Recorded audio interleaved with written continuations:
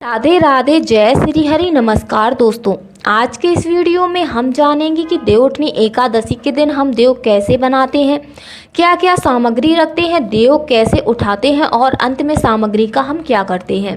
मतलब देवउठनी एकादशी की संपूर्ण जानकारी आज के इस वीडियो में आपको मिलेगी। देखिए, अगर आप चाहते हो तो फर्श पर भी आप देव बना सकते हैं, क्योंकि आप फर्श पर देव बनाते हैं तो बाद में हमें उसे साफ करने में कोई परेशानी नहीं होती है। तो ज़्यादातर लोग अब शहरों में फर्शों पर ही बनाते हैं। तो घर में आप जहाँ पर भी देव बना रहे हैं तो सबसे पहले उस जगह को आप अच्छे से साफ कर लीजिएगा। तो अब इसके बाद हम गेरू ले लेंगे। गेरू का हम पानी मिलाकर पेस्ट बना लेंगे। फिर देखिए दोस्तों, इस तरह से हम कोई लकड़ी के टुकड़े में कॉटन लगाकर, मतलब रुई लगाकर हम देव बना लेंगे। तो सबसे पहले हमें इस तरह से देव का घर बना लेना है। चारों तरफ हमें लाइन बनानी है और दरवाज़ा छोड़ना है बीच में। और जो ये हम लाइनें बनाते हैं इसको हमें डबल कर लेंगे। तो देखिए, इस तरह से देव का हम घर बना लेंगे। और आप अपने घर के आंगन में देव बना सकते हैं, आप अपनी बालकनी में भी देव बना सकते हैं, आप अपने पूजा घर के मंदिर के सामने भी देव बना सकते हैं, आप छत पर भी देव बना सकते हैं। कुछ लोग तो अपनी रसोई घर में देव बनाते हैं। अगर आपके घर में नॉनवेज नहीं बनता है, शुद्ध सात्विक भोजन बनता है, तो आप रसोई में भी देव बना सकते हैं। तो जहाँ पर भी सुविधा हो वहाँ पर आप घर में देव बना लीजिएगा। तो देखिए, इस तरह से देवों का घर हमने बना लिया है। तो ये घर हमने बना लिया है। उसके बाद आपको सजाना है। तो मैं यहाँ पर जिग जैग पैटर्न बना के इस घर को सजा रही हूँ। आपको जो भी डिजाइन आती हो तो उस हिसाब से आप सजा सकते हैं। अगर आप चाहें तो आप खड़िया का उपयोग भी कर सकते हैं। जो सफ़ेद रंग की मिट्टी आती है उसका भी आप उपयोग कर सकते हैं, या फिर रंगोली के रंगों का इस्तेमाल भी आप कर सकते हैं। तो इस तरह से देखिए, हमने देवों का घर बना लिया है। तो अब हम इसके हाथ बना देंगे।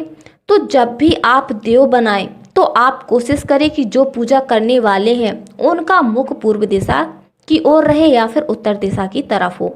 ये दिशाएं शुभ मानी जाती हैं। इस दिशा की तरफ मुख करके आप पूजा करें, देव उठाएं। तो इस तरह से आप देव बना लीजिएगा। तो यहाँ पर हमने देखिए देव का घर बना लिया है। तो अब हम इसमें देव बनाएंगे। तो इसके अंदर क्या क्या चीज़ें बनाई जाती हैं तो वो मैं आपको बताने जा रही हूँ। तो चारों कोनों को इस तरह से सजा लेंगे, डेकोरेट कर लेंगे। तो यहाँ पर इसके अंदर की तरफ सबसे पहले स्वास्तिक बना लेंगे।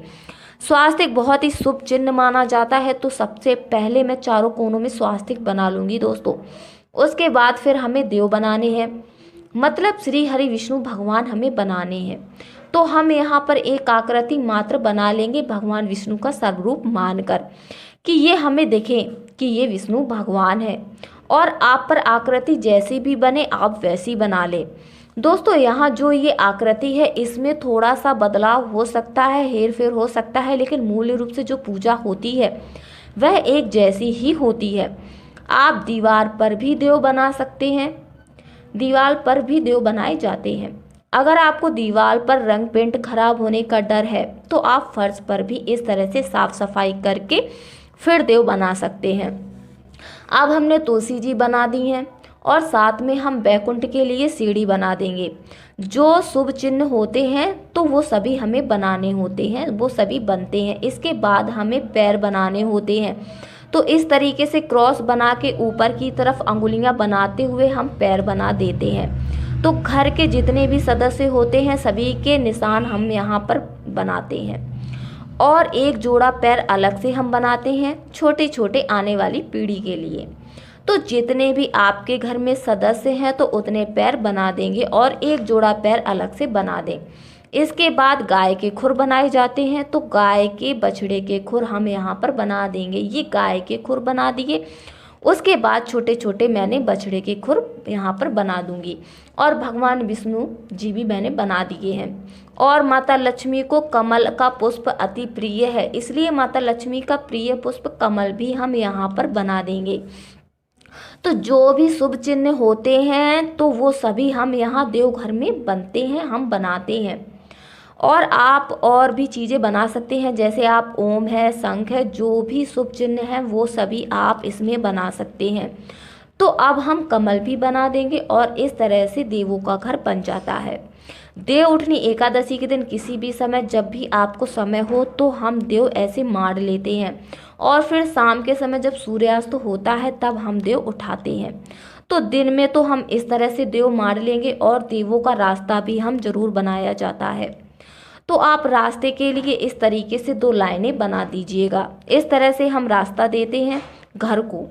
तो इस तरह से हम देव बना लेंगे। तो देव हमने बना लिए हैं और हमारे देव बन गए हैं। इसके बाद घर के जितने भी दरवाजे हैं, बाथरूम को छोड़ करके जितने भी दरवाजे हैं, तो हमें 5-5 इस तरीके से बिंदी बना लेनी है। तो यहाँ पर हम बिंदी बना देंगे। कुछ लोग 5-5 लाइनें बनाते हैं, लेकिन मेरे यहाँ तो 5-5 इस तरह से बिंदियाँ बनाई जाती हैं। तो सभी दरवाजे पर हमें बनानी होती हैं।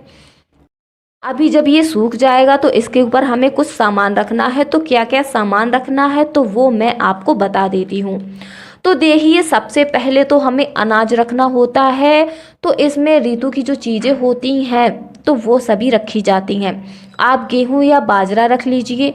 उसके बाद सिंघाड़े, इस समय का ऋतु फल होता है, सिंघाड़े हम जरूर रखते हैं। रुई हमें ज़रूर रखनी होती है क्योंकि कपास की खेती जो है तो वो इन्हीं दोनों पककर तैयार होती है। तो रुई हम ज़रूर रखते हैं। भोग में हमें यहाँ मौसमी फल रखे जाते हैं। हमारे यहाँ, आपके यहाँ जो भी रखा जाता हो आप रख लीजिएगा।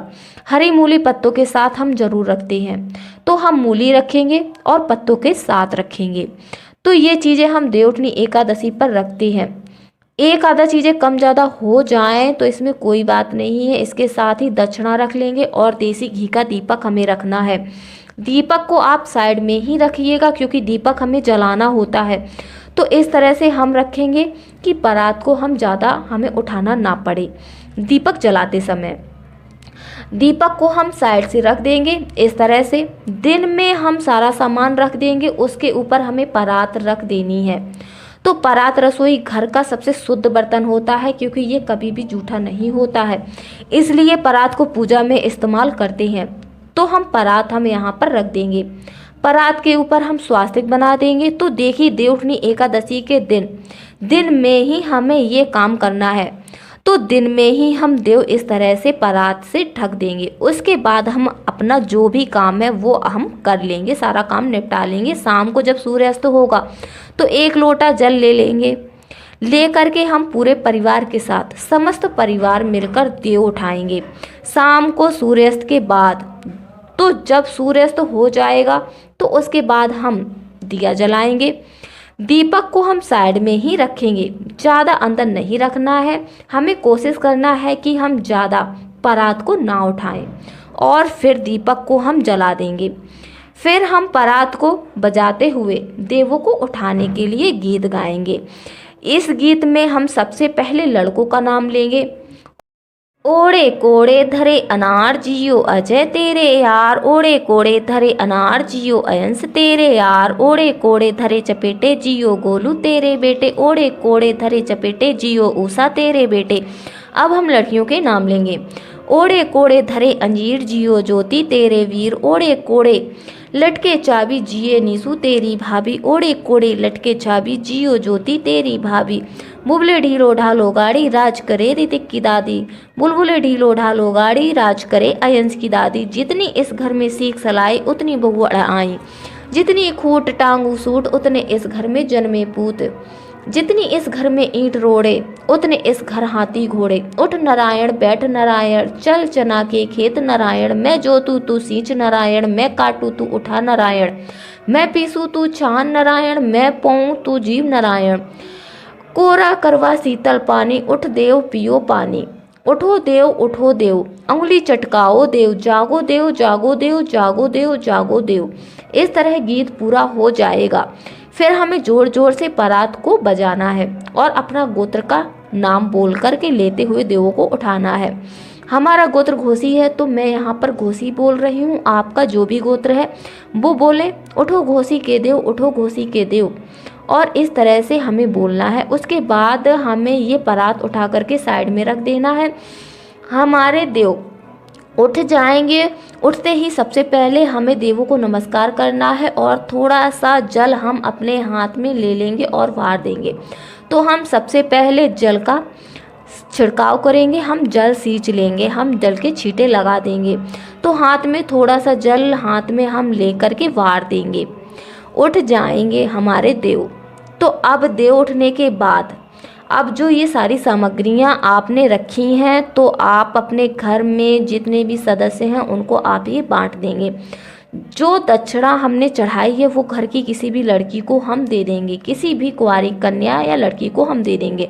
और जो भी ये रुई हमने रखी है तो उसकी हम बाती बना लेंगे। हम रोज़ाना की जो घर में पूजा करते हैं तो हम उनका उपयोग बाती बनाकर कर लेंगे। तो दोस्तों, आप सभी को ये वीडियो कैसा लगा हमें कमेंट बॉक्स में ज़रूर बताएं। दोस्तों, ये वीडियो ज़रा सा भी आपको यूजफुल लगा हो तो हमारे चैनल को सब्सक्राइब जरूर करें, वीडियो को लाइक करें और ज़्यादा से ज़्यादा शेयर करें। धन्यवाद।